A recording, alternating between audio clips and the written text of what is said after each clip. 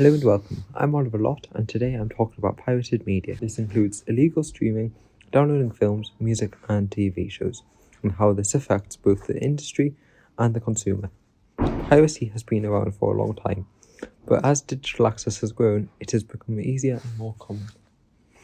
Even with many legal streaming services available, people still turn to pirated content.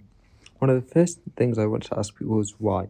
Why do you think people turn to pirated media instead of streaming?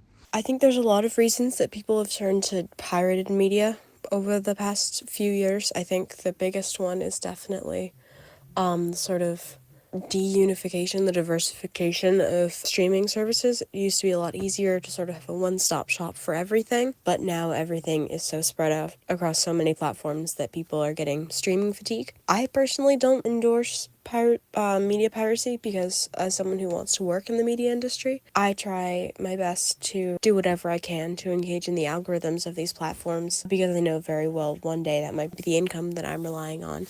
A big issue today is accessibility.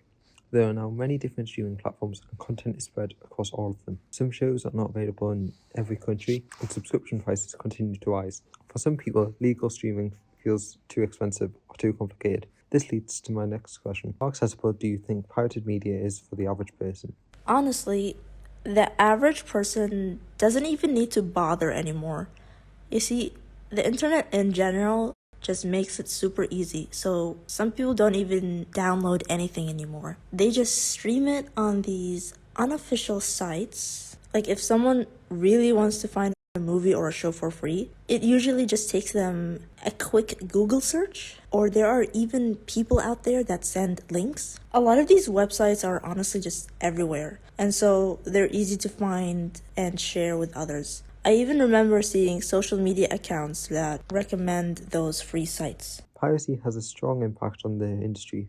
Big studios lose money, but they often have the resources to cope with it. Smaller creators, independent filmmakers, musicians, and artists are affected the most. They rely directly on views, purchases, and streams to keep creating their work. If their content's pirated, it can stop them from earning enough to continue. I asked one final question. In your opinion, how does piracy impact independent small creators compared to big studios? I think piracy has a bigger impact on smaller creators than big studios.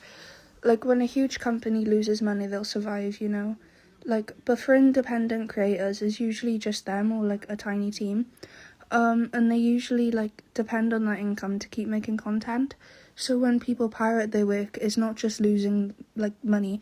It's also them not being able to grow or sometimes not even being able to continue creating. Piracy is a complex problem. People turn to it for convenience because legal options feel limited, but it has real consequences for creators, especially those with fewer resources. It can also create risks for consumers, such as poor quality files or unsafe websites. As media continues to change, the challenge is finding ways to make content affordable and accessible while still supporting the people who make it. I'm Oliver Lott. Thank you for listening.